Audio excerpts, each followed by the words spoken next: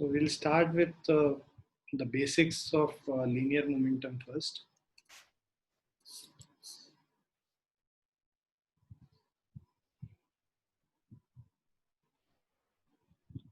So conservation of linear momentum.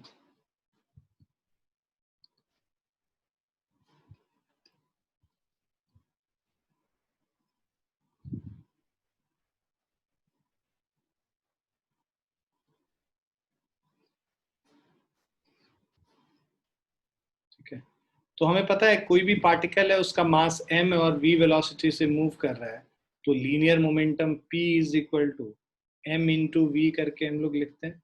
ठीक है, so for an object having mass m and moving with velocity v, the linear momentum p is equal to mv.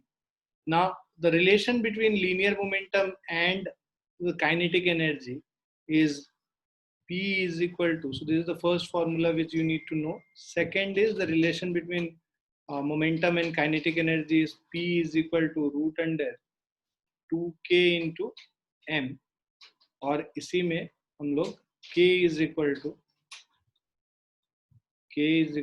p square divided by 2m. दोनों में से कोई भी formula हम लोग याद कर सकते हैं. चौथा, हमें पता है that force F is equal to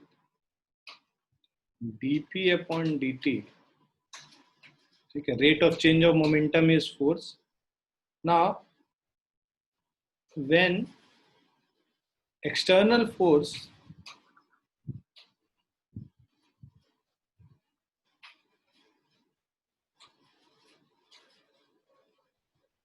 applied to a particle, so when external force applied to a particle is equal to 0, then F is equal to dp upon dt is equal to 0, right? So that means P is equal to dp upon dt. 0 कब होगा? जब P क्या है? Constant है.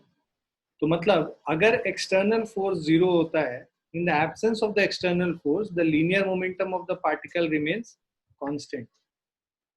So when net external force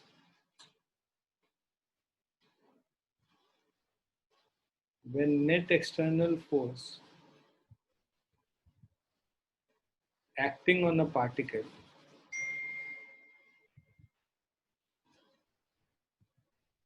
is 0, then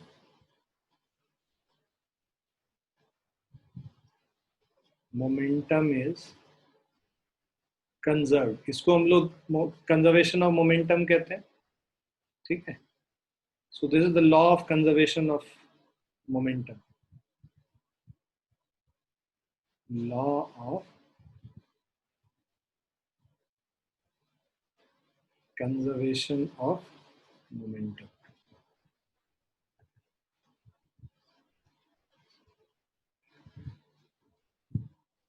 ठीक है, so this means total initial momentum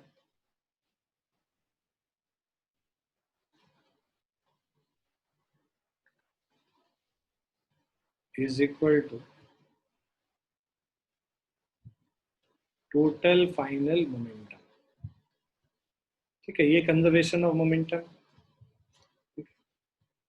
सो अगर system of particles है, सिंगल पार्टिकल नहीं, सिस्टम ऑफ पार्टिकल है,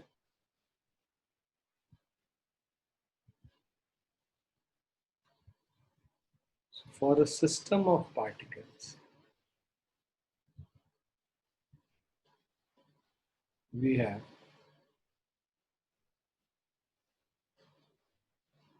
F external is, let's say, F1 plus F2 plus sum of all the forces acting on the system of particle. If sum of all these forces is equal to 0, then total momentum of each of these particles, individual particle, P1 plus P2 plus P3 up to Pn is equal to constant. Okay. So basically M1 U1 plus M2 U2 plus M3 U3 plus Mn Un is M1 V1, M2 V2, M3 V3 up to Mn Vn. So sum of all the initial momentums is equal to sum of all the final momentums.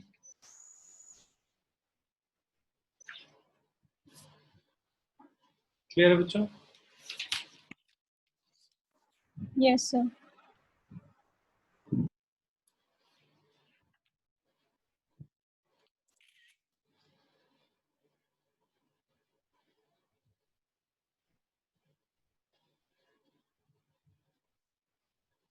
लिख लिया सभी ने?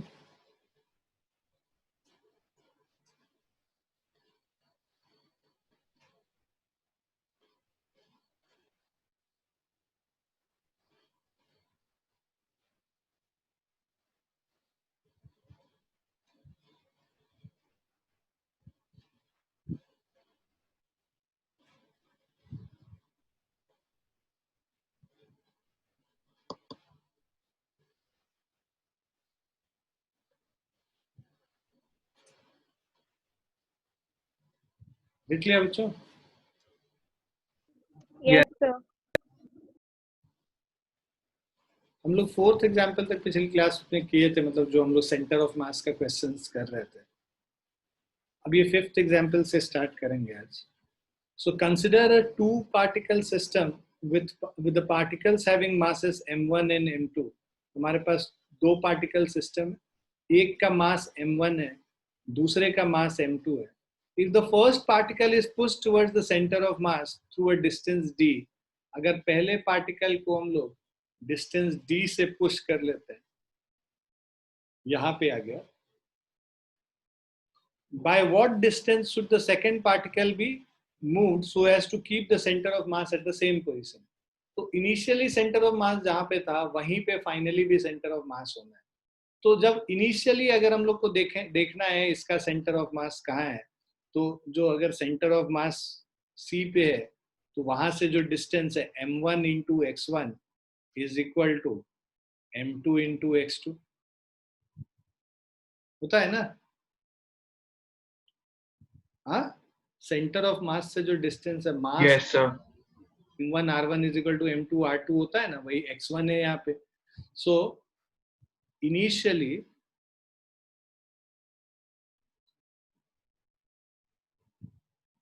let the center of mass be at C, then m1 x1 is equal to m2 x2. Now later when m1 is shifted by d towards C, then let m2 be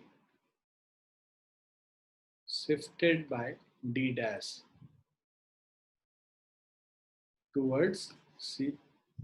तो अब जो distance है, ये जो distance है C से इस point का, this will be x1 minus D, और ये जो डिस्टेंस है this will be x2 minus D dash, right. So इससे आ जाएगा m1 x1 minus D is equal to m2 x2 minus D dash. हमें डी डैश का वैल्यू निकालना है. सो उसके लिए ये जो फर्स्ट इक्वेशन है और ये जो सेकंड इक्वेशन है, आप क्या करोगे, subtracting 1 from 2,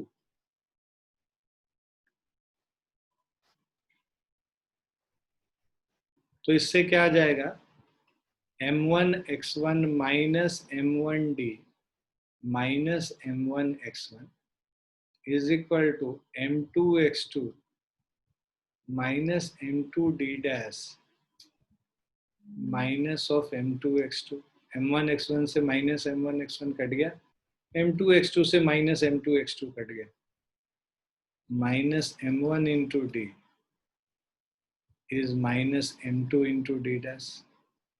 minus minus cancel हो गया, इससे d dash is equal to m1 upon m2 into D.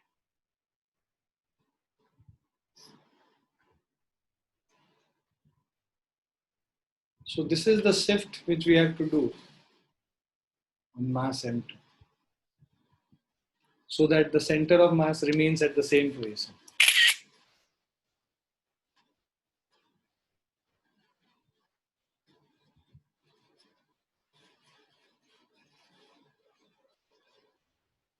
Clear है बच्चों? Yes, sir.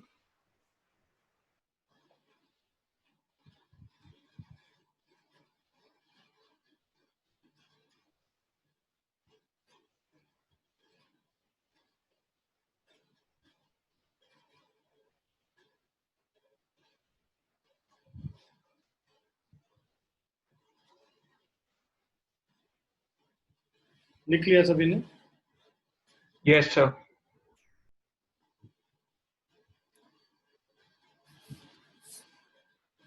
नेक्स्ट क्वेश्चन में कह रहा है a body of mass 2.5 kg, इस ऑब्जेक्ट का मास, टोटल मास 2.5 kg है, is subjected to the forces shown in figure. तो अलग अलग फोर्सेस लग रहे हैं, ठीक है. एक 4 न्यूटन का ये हॉरिजॉन्टल से 60 डिग्री बना रहा है, 6 न्यूटन नेगेटिव एक्स एक्सिस के तरफ है, उसके बाद 5 न्यूटन जो है पॉजिटिव एक्स एक्सिस से 37 डिग्री बना रहा है, और ये 6 न्यूटन जो है एक्स एक्सिस से एंटी क्लॉकवाइज डायरेक्शन में 53 डिग्री, ठीक है. सो अब टोटल फोर्स हम लोग को एक्सेलरेशन सेंटर ऑफ मास का निकालना है. Acceleration of centre of mass is equal to F net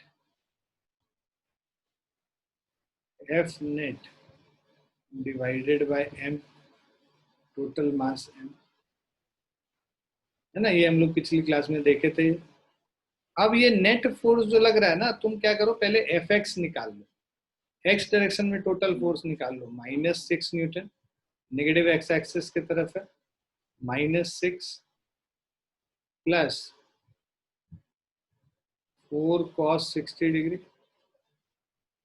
ठीक है, newton, 6 cos 53 degree newton, plus 5 cos 37 degree Newton.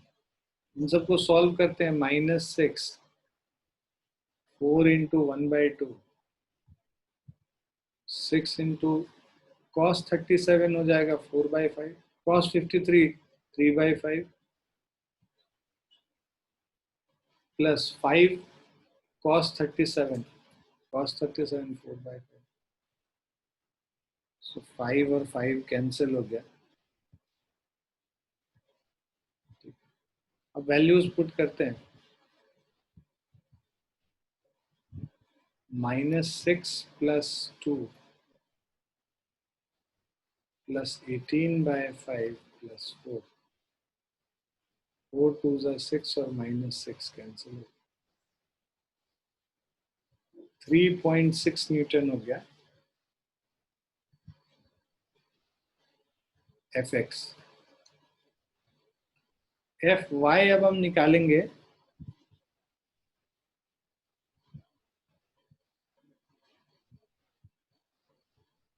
Four sine 60 degree -6 sine 53 degree plus 5 sine 37 degree, 4√3/2 sine 53 degree 4/5 sine 37 degree 3/5. So this is 2√3 plus 3 minus 24/5 4.8. So 2 root 3, 2 into 1.732.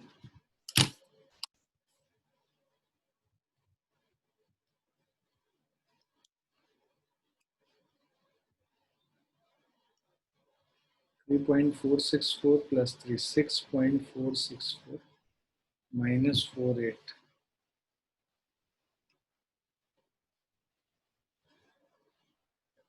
So this is 1.664 Newton.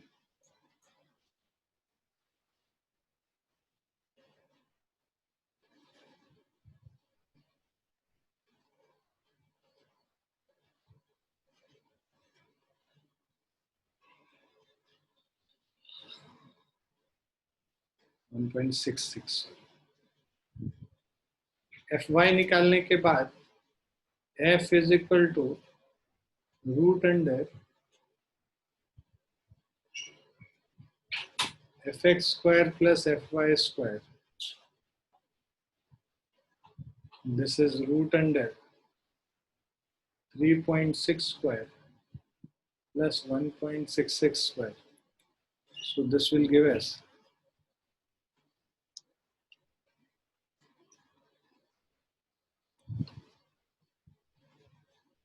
3.96, yeah, approximately 4 Newton. Force F, net force निकल गया, हमें acceleration of the center of mass निकालना है. A is equal to F net by M. So this will be equal to 4 by 2.5. Because 1.6 meter per second square.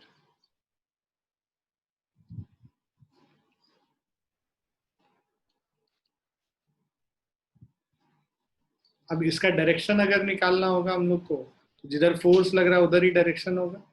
तो direction is tan theta is equal to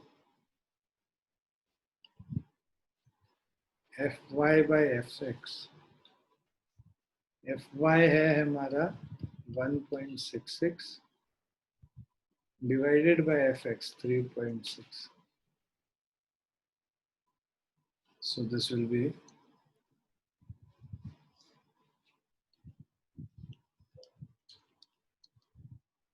0.46. तो ये direction दे देगा हमें और ये magnitude बता देगा. क्लियर है बेटा?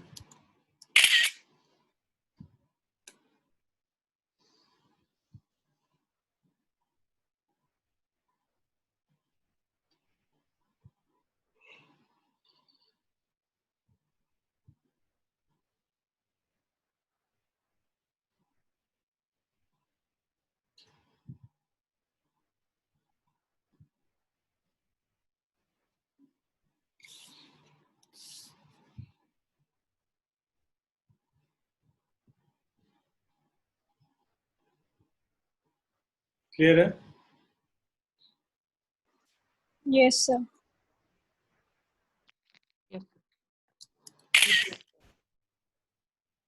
लिख लिया ना? Yes, sir. 7th question है, two blocks of equal mass m are connected by an unstressed spring. तो हमारे पास दो मास है. This is being connected by unstressed equal mass m connected by an unstressed spring, and the system is kept at rest on a frictionless horizontal surface. A constant force F is applied on one of the block, pulling it away from the other. So we apply a constant force F.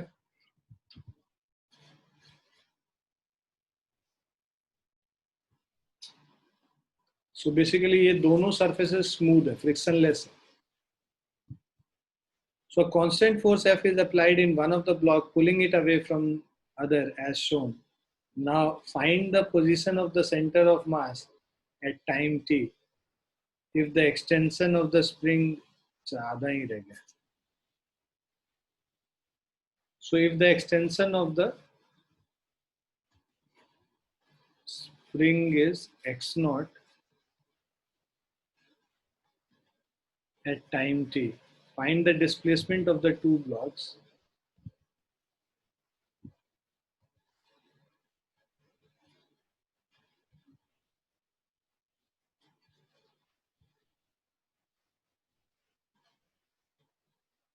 at this instant.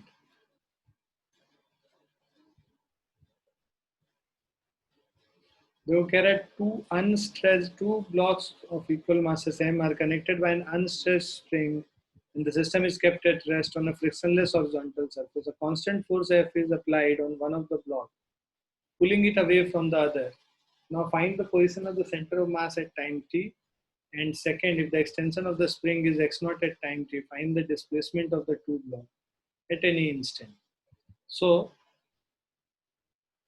हमें पता है acceleration of center of mass is equal to net F net by total mass. ठीक है,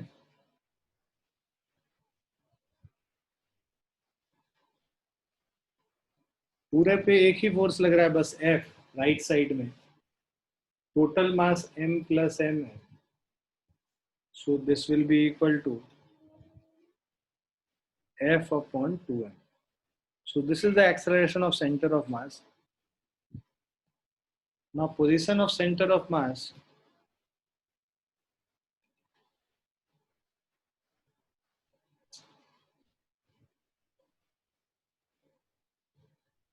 position of center of mass will be given by x is equal to half a center of mass into t square. ठीक है, initial velocity centre of mass का क्योंकि rest पे system rest पे था, तो initial centre of mass velocity UCOM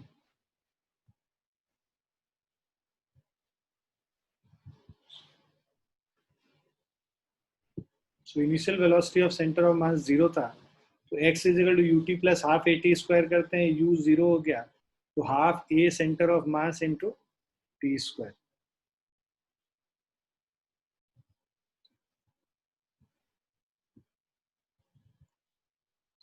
So this will give x is equal to half into acceleration of center of mass is F by 2m into t square. So this is ft square upon 4m.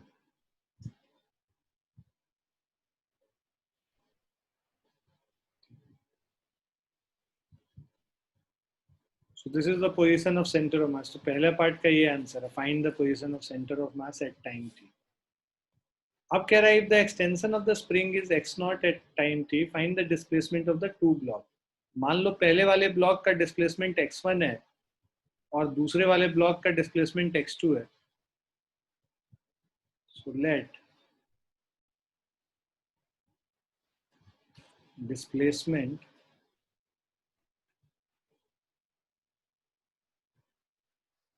of first block be x1 and second block be x2. ठीक है, now as center of mass is at x, so we know that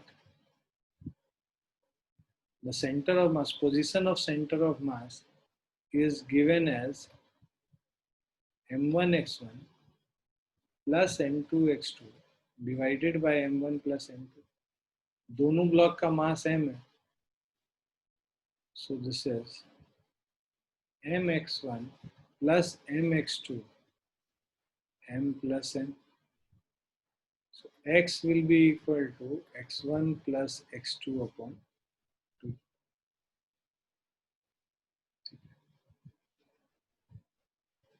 So this is equal to, इसका value x का value क्या दे रखा है, F T square upon 4m. उसके अलावा extension in the spring कह रहा है any instant it is x not. Extension कितना होगा, इसमें डिस्प्लेसमेंट हो रहा है x2, इसमें डिस्प्लेसमेंट हो रहा है x1. तो extension in the spring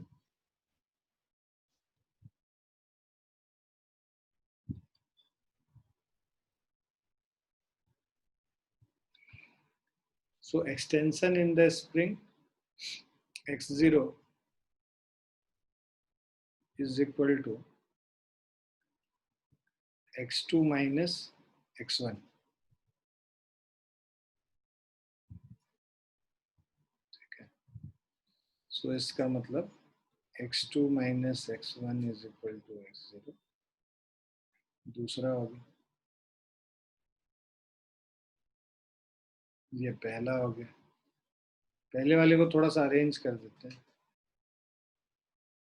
x2 plus x1 ft square by 2. इन दोनों को ऐड कर देते हैं. Minus x1 plus x1 add कर दिए. सो this is 2x2 is x naught plus ft square by 2.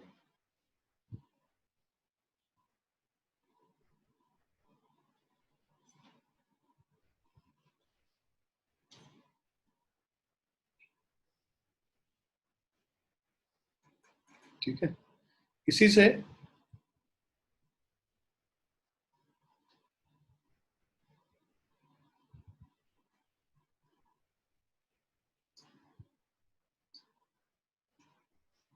यहीं पे x2 का वैल्यू निकाल सकते हैं और x1 का वैल्यू निकाल सकते हैं. ठीक है, तो इससे हमारा x2 और x1 का वैल्यू, मतलब ये x2 का इसमें डाल दोगे तो x1 का वैल्यू भी निकल जाएगा. इसको लिख लो. Just give me 2 minutes, I again start.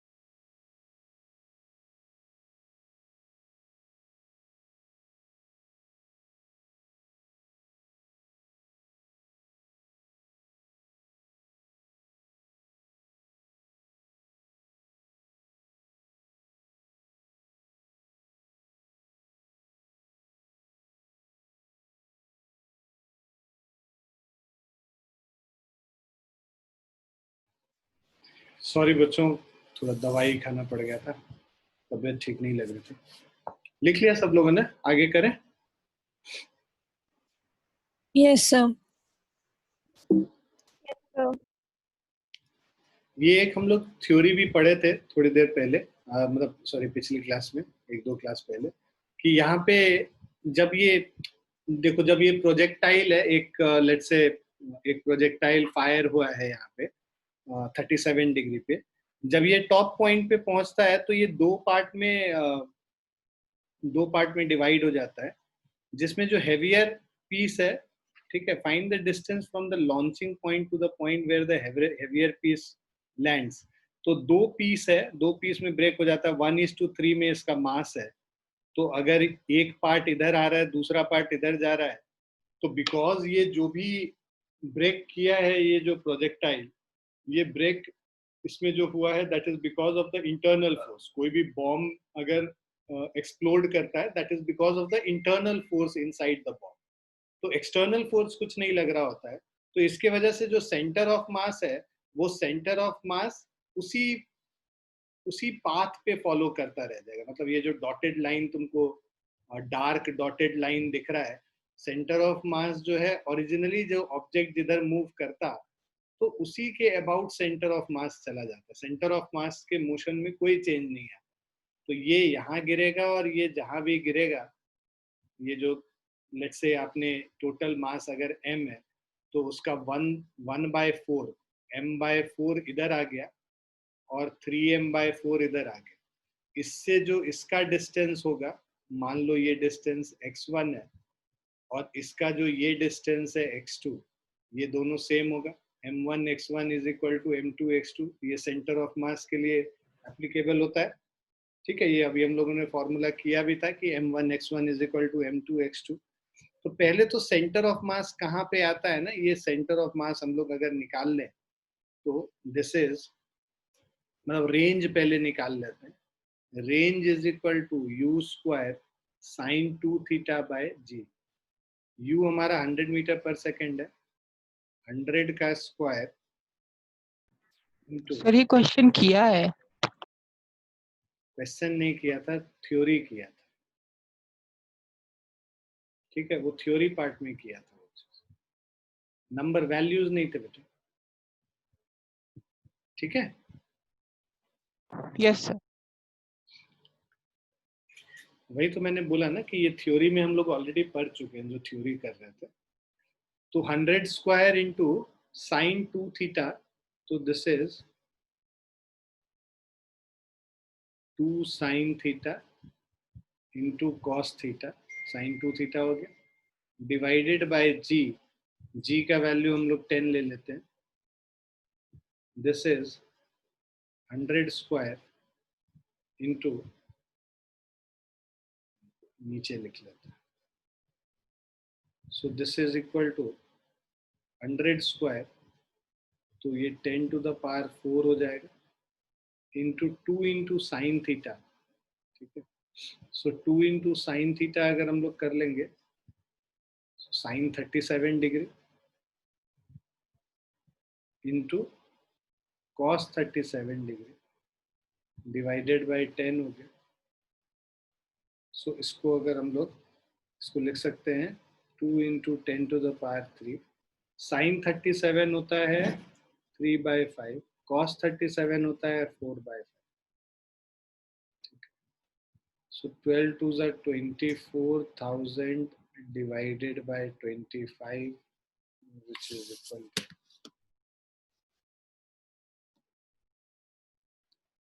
960 metre हो गया रेंज इसका।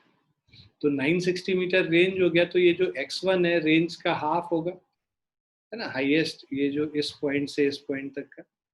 सो this is equal to 960/2, that is 480 metre, ठीक है। At the highest point the projectile breaks into two parts of mass ratio 1:3, ठीक है। So if total mass is m, तो जो two part होगा वो m/4 और 3m/4 में ब्रेक हो गया।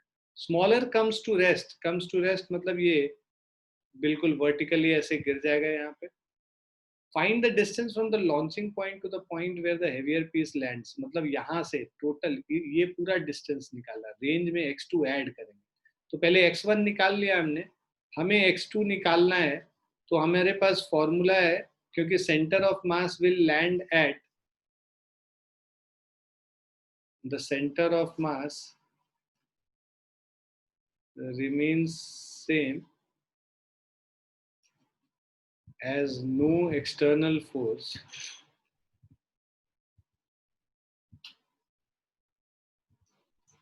acts on the system. So that means m1 into x1 is equal to m2 x2, m by 4 into 480, 3m by 4 into x2. So इससे आ जाएगा 4 4 कट गया, m कट गया, x2 is equal to 480 by 3. So this is 160.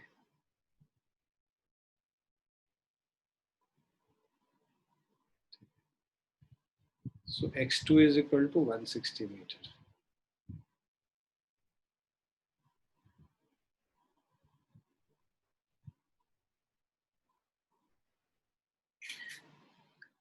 ये x2 जब हम लोगों को निकल गया,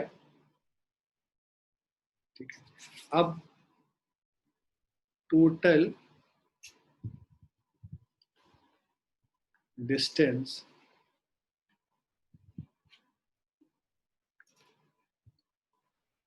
from launching point is equal to, total हमारा रेंज 960 है, प्लस ऑफ 160 कर देंगे, सो दिस इज 1120. क्लियर है बच्चों?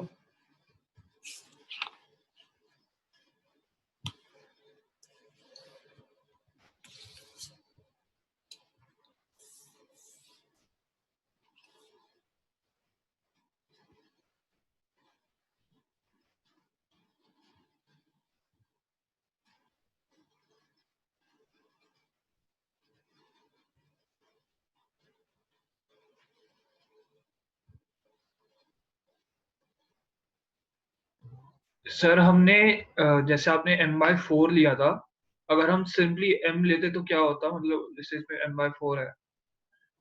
सिंपली एम ले लेते, मतलब सिंपली एम कैसे लेंगे जब वो बोल रहा है कि दो पार्ट में ब्रेक हो जाएगा?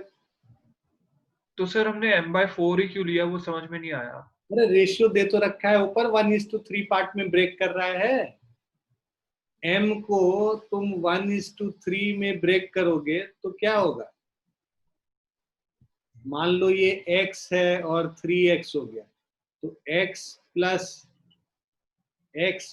3x टोटल मास m हो गया, 4x m हो गया, तो x क्या हो गया? m/4 नहीं हो गया? अच्छा हाँ ठीक है ठीक है ठीक है। एक m/4 हो जाएगा, दूसरा 3m/4 हो जाएगा।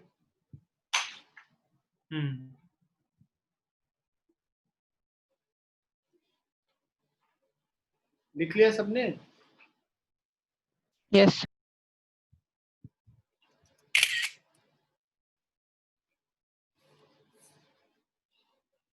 देखो 9th क्वेश्चन कह रहा है block of mass m is placed at the top of a bigger block of mass 10m.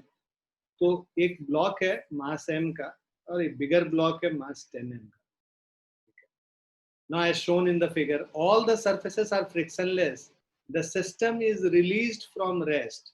Find the distance moved by the bigger block at the instant the smaller block reaches the ground. तो हमें ये निकालना है कि बिगर block कितने से move किया at the instant when the smaller block has reached the ground. तो ये देखो, ये जो अगर हम इस पूरे को एक सिस्टम मान लेते हैं, दोनों मास को मिला के एक सिस्टम मान लेते हैं, the system is released from rest. मान लो पहले सेंटर ऑफ मास कहीं यहीं यहाँ पे था, दोनों मास का मिला के सेंटर ऑफ मास यहाँ पे, इस लाइन, ठीक है.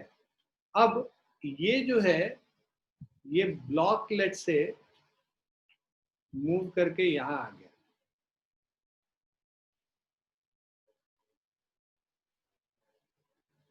ठीक है, तो block let's say has moved bye a distance x, ठीक, तो ब्लॉक अगर डिस्टेंस x मूव कर गया है तो ये वाला जो ब्लॉक है ये कितना डिस्टेंस मूव किया है, ये यहाँ पे आ गया है कहीं पे, ठीक है, जब ये यहाँ पे आ गया नीचे तो ब्लॉक x डिस्टेंस से इधर राइट को मूव कर, हमने कहा है कि बिकॉज ये सब इंटरनल फोर्सेस हैं इन दोनों पूरे सिस्टम का, सेंटर ऑफ मास दोनों का अभी भी इसी लाइन पे लाई करेगा, लाइन यही रहेगा, इसी लाइन वर्टिकल लाइन पे लाई।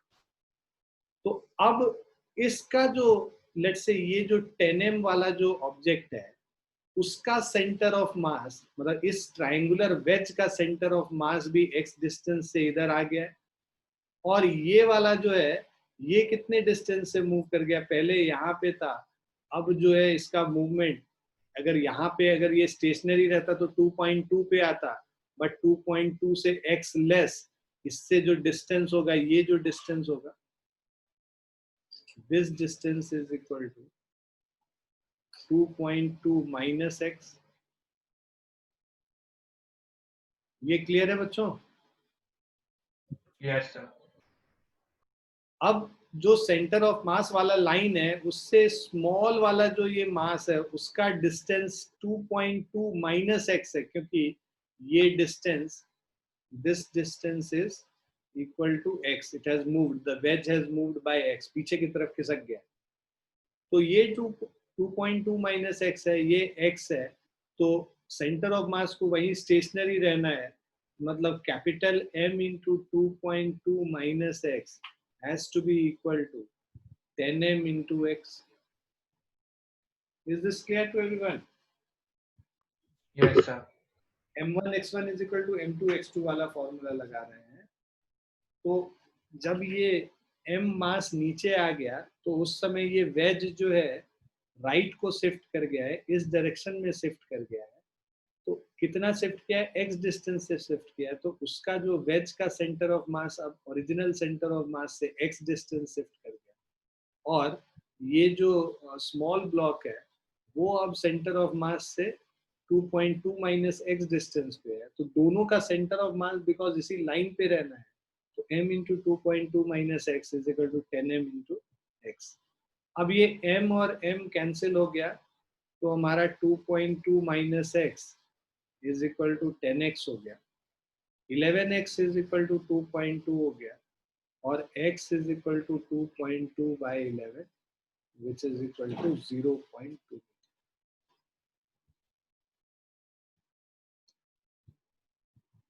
क्लियर है बच्चों? Yes, sir. ये इस तरह का क्वेश्चन बहुत इंपॉर्टेंट है, काफी कॉन्सेप्चुअल है और बहुत पूछा जाता है एग्जाम्स वगैरह।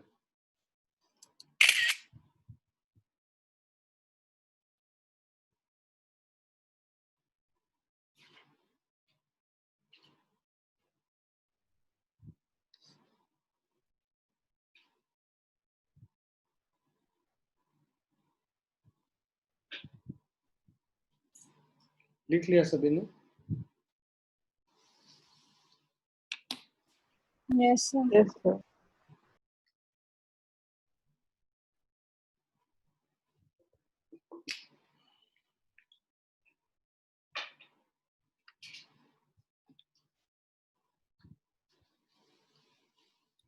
टेंथ क्वेश्चन कह रहा है the hero of a stunt film fires 50-gram bullets from a machine gun, each at a speed 1 kilometer per second. So if he fires 20 bullets in 4 seconds, what average force does he exert against the machine gun during this period? ठीक है, तो अब देखो क्या है, ये momentum का questions आ गया, अभी तक हम लोग सेंटर ऑफ मास के क्वेश्चंस कर रहे थे। अब देखो स्टंट फिल्म का हीरो है, फायर कर रहा है 50 ग्राम का bullet from a machine gun each at a speed of 1 kilometre per second. So momentum of each bullet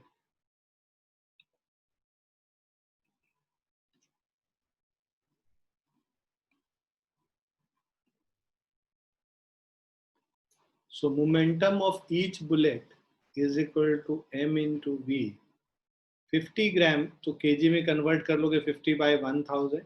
1 kilometre per second 1000 metre पर सेकेंड कैंसिल हो गया. So this is equal to 50 KG metre पर second. ये हमारा momentum of each bullet हो गया. If he fires 20 bullets in 4 second, average force, so average force will be equal to rate of change of momentum.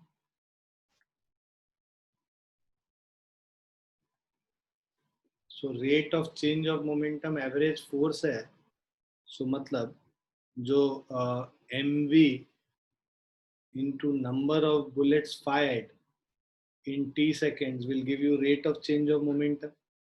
So मतलब 50 momentum हो गया, number of bullets 20 bullets fire हो रहा है, तो इतना टोटल मोमेंटम हो गया. और कितने सेकंड्स में? 4 सेकंड्स में. तो ये rate of change of momentum हो गया. तो 50 इंटू 20 तो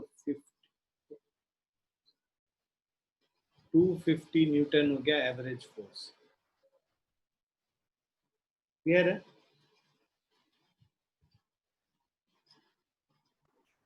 Yes, sir.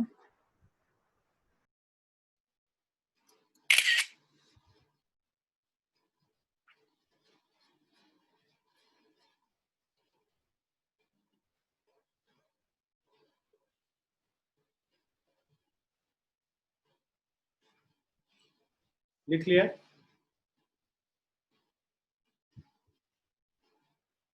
Yes, sir.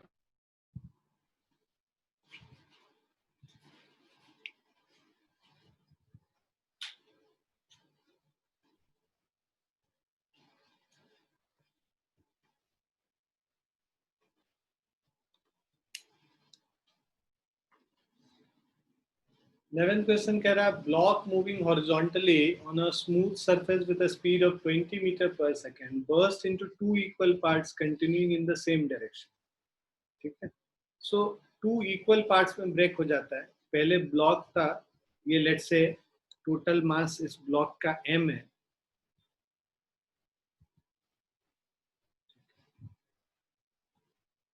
इसका मास m था, ये मूव कर रहा था 20 मीटर पर सेकेंड के स्पीड से.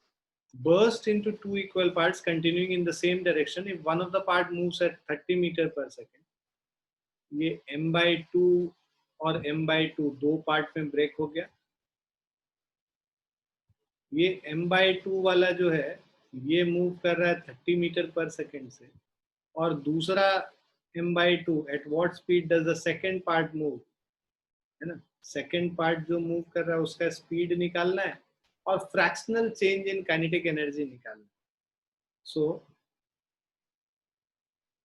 बिकॉज बर्स्ट कर रहा है, इंटरनल फोर्सेस की वजह से बर्स्ट करेगा. So since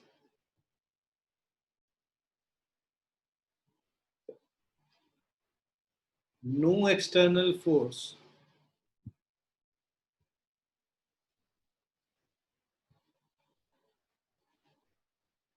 acts on the system, so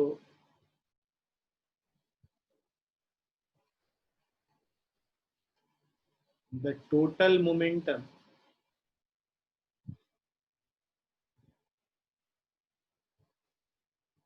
remains conserved. So m into u is equal to m/2 into v1 plus m/2 into v2. तो m into u कह रहा है m into 20 is equal to m/2 into 30 plus m/2 into v2 हमें निकालना है.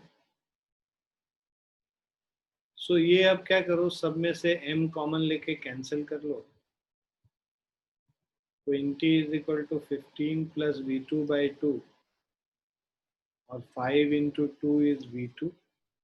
v2 is equal to 10 meter per second. अब कह रहा है what is the fractional change in kinetic energy. So change in kinetic energy .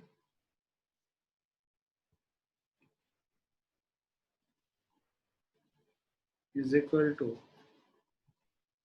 final kinetic energy minus initial kinetic energy. Final kinetic energy है half into m/2 into v1 square plus half into m/2 into v2 square minus half into m into u square. So m/4 v1 square है मेरा 30 square plus 20 square minus m/2 into 20 square. So this will be equal to m/4 900 plus 100 1000 minus 400 m/2 250 m minus 200 m. So which is 50 m. Percentage change, sorry, fractional change. Fractional change is final minus initial. Change है 50 का, 50 m का, और initial है 200 m. ठीक है. So this will be 4 times. So fractional change is 1/4 amount से change हो जाता है. 25% अगर परसेंटेज में निकालते हैं इसे.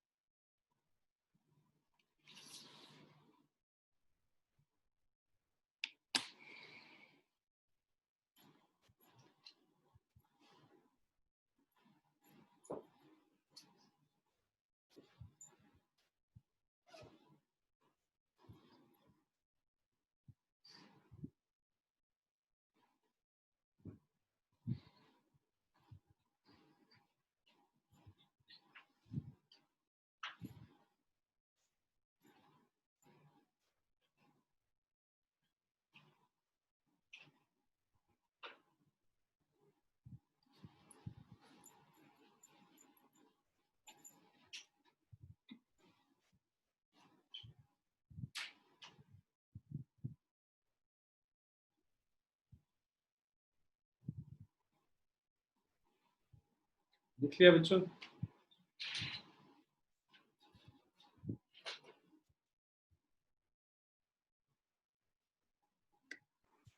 Yes, sir.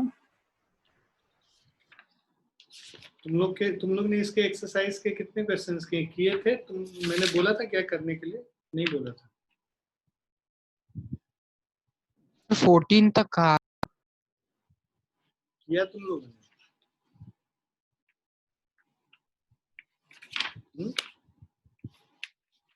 नहीं किया है?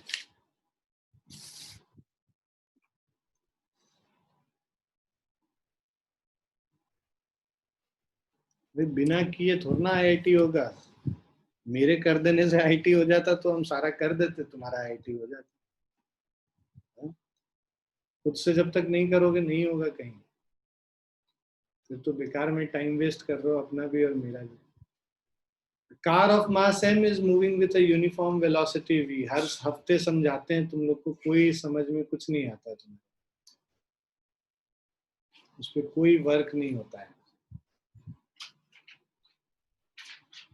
समझाते हैं, हाँ हाँ कर देते हो, उस पर एक्शन कुछ नहीं लेते. कार है मास m का, ठीक है, is moving with uniform velocity v. Initially v velocity से मूव कर रहा है.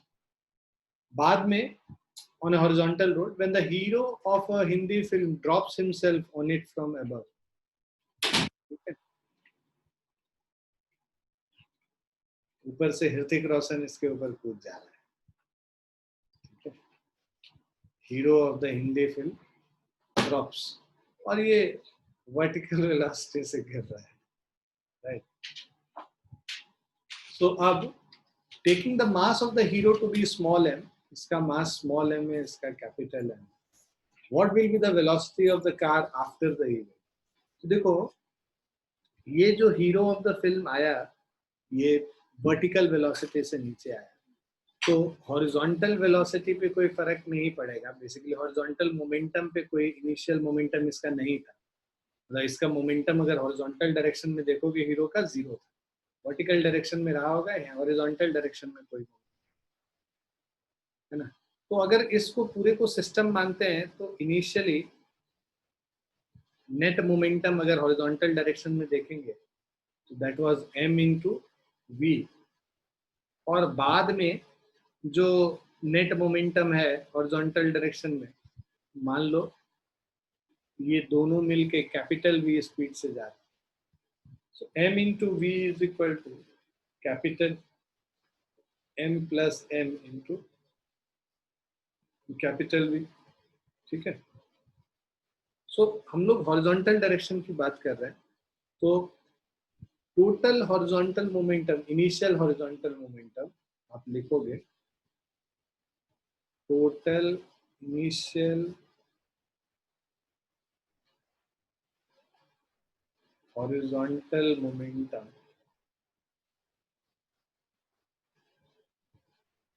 Is equal to total final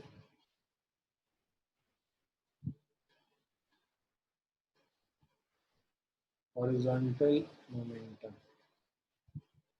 So m into capital V is equal to m into small v is m plus m capital V. तो जो capital V हम लोग को निकालना है, this is m into V plus capital M into,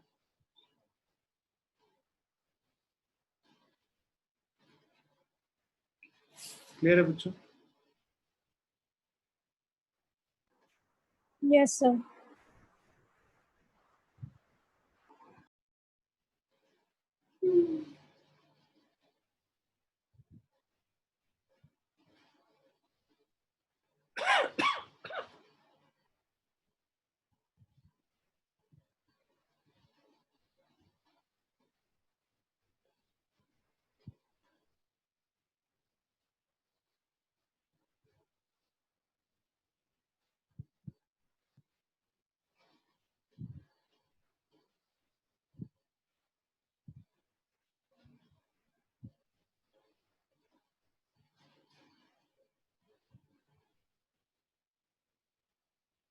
लिख लिया आपने?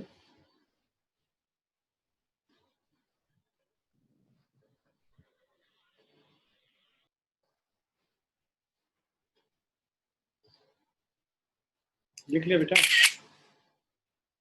Yes, Yes, sir. sir.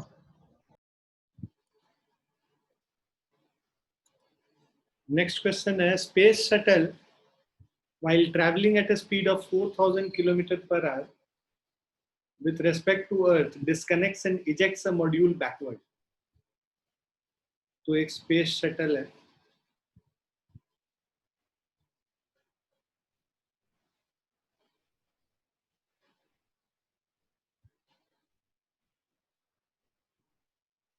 so this space shuttle while traveling at a speed of, this is traveling at a speed of 4000 km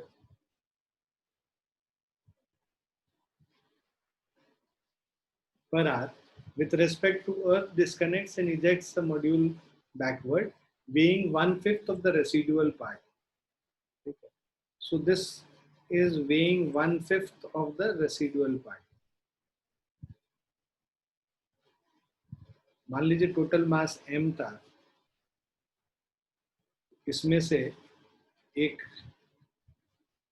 module को इसने eject कर दिया, जो fuel वाला modules होता है ना, यूज करता जाता है और उसको इजेक्ट करता जाता है, तो ये जो इजेक्ट किया है दैट इज, मान लो स्मॉल m को इजेक्ट किया है, तो small m is equal to 1/5 of the mass of the remaining part. Mass of the remaining part क्या होगा? Capital M minus small m, उसका 1/5 जो है स्मॉल m के बराबर है।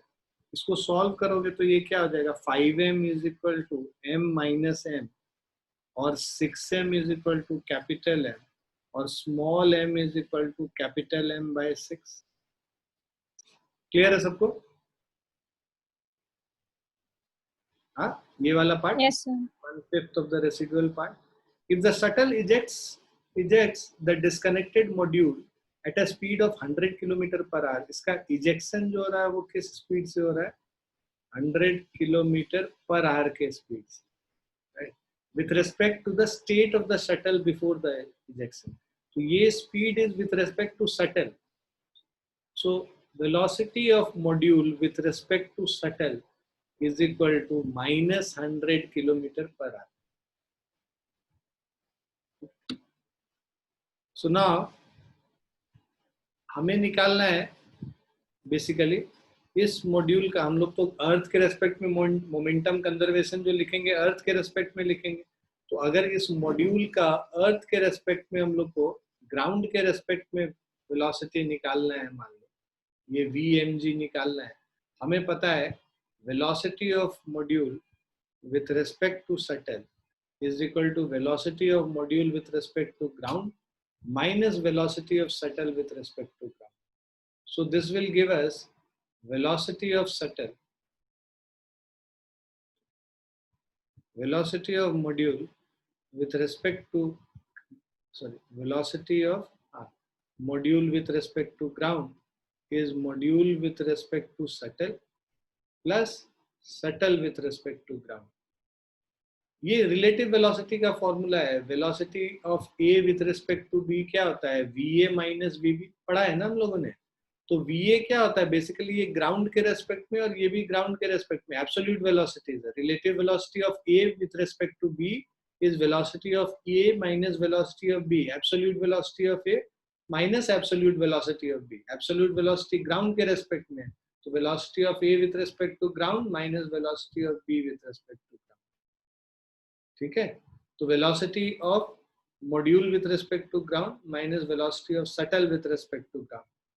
तो module with respect to ground अगर निकालेंगे तो माइनस वीएसजी इधर आ जाएगा, तो वीएमएस प्लस वीएसजी हो गया। तो वीएमएस हम लोग को दे रखा है माइनस ऑफ 100 और वीएसजी ये दे रखा है velocity of shuttle with respect to ground 4000। So this is equal to 3900 km/h।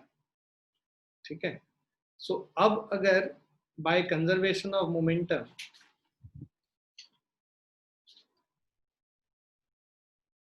अगर कंजर्वेशन ऑफ मोमेंटम लगाएंगे तो टोटल इनिशियल मोमेंटम, तो टोटल इनिशियल मोमेंटम क्या है? टोटल मास m था और वेलोसिटी जो है 4000 था, is equal to total final momentum.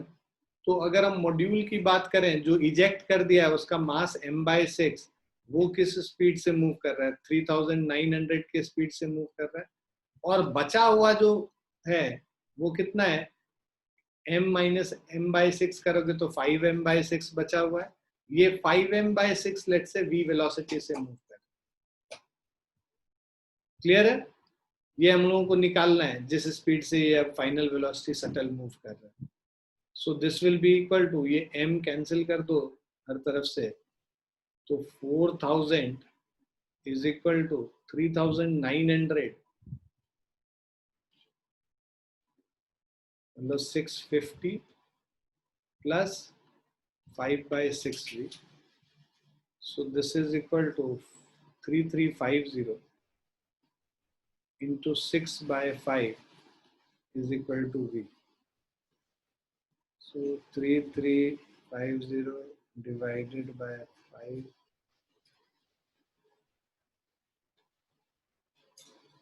तो ये हो जाएगा 4020 km/h। क्लियर है सभी को? Yes sir. Yes, sir. चलो ठीक है, we'll stop here for the day, है ना। ये मैं शेयर भी कर लूंगा तुम लोगों के साथ, और अभी एक डीपीपी बना के देंगे, पीछे जो सर्कुलर मोशन वगैरह किया है उन सब पे बेस्ड, तो वो सब थोड़ा सा करना तुम लोग, ठीक है। और किया करो, बेकार में हम मेहनत कर रहे हैं, तुम लोग जब पढ़ना ही नहीं है तो फिर पढ़ मतलब बेस की क्या फायदा। हाँ, एक भी बच्चे का मेरे पास डीपीपी सॉल्व होके नहीं आता है, क्या कैसे आईआईटी करोगे? फिर डीपीपी भेज नहीं पाते, कर तो लेते हैं। थोड़ा चुप रहो, तुम्हारा भाषण हम पिछले भी बहुत बार से सुन रहे हैं। नहीं सर, झूठ नहीं कह रहा। फटफट फोटो की जो तुरंत भेज दो, क्या फर्क, क्या हो जाता है उसमें मेल करने में? हाँ, भूल जाता हूँ। भूल जाते हो मतलब? तो वही ना, जज्बा रखो ना, वो डिसिप्लिन बनाओ अपने आप को, डिसिप्लिन रखो कि ये खत्म करेंगे और सर को फोटो भेजेंगे, तब काम खत्म। कर लेना बस नहीं है ना, हमको कैसे पता चलेगा तुमने किया है? हम भी तभी तो फिर ये रहेंगे ना, मोटिवेटेड रहेंगे कि मेरा बच्चा ऐसे सॉल्व कर करके भेज रहा है, हमको और भेजना चाहिए। मोटिवेशन मेरा तो मिसिंग हो जाएगा ना, जीरो हो जाएगा मोटिवेशन। हाँ, बीच में एक दो दिन तुम लोग भेजे थे तो अच्छा लगा था, फिर हम मोटिवेटेड रहते हैं। मेरे लिए भी तो मोटिवेशन चाहिए ना अच्छे बैचेस, तो नहीं तो फिर मेरा ध्यान दूसरे बैचेस पे जाता है जहाँ पे वो बच्चे भेज रहे होते हैं। तुमको अपना ध्यान, मेरा ध्यान अपनी ओर आकर्षित करना है बेसिकली, अच्छा काम कर जिससे हम और तुम्हारे लिए मेहनत करें। तुम बोर्ड के बच्चे हो यार, तुम्हारा तो सबसे ज्यादा क्रूशियल, किसी भी बैच से सबसे ज्यादा क्रूशियल ये बैच है मेरे लिए, होना चाहिए, मतलब अभी हो नहीं रहा है। इसके लिए तुम लोग को थोड़ा सा, you will also need to help with timely execution of all the work which I give, तभी ये मुझे अच्छा लगेगा और तभी हम और ज्यादा तुम्हारे लिए काम करें। ठीक है बच्चों? हाँ, मिलेगा ना काम? Yes sir. ठीक, ठीक है बेटा, अच्छे से पढ़ाई कीजिए और अच्छे से भेजते रहिए।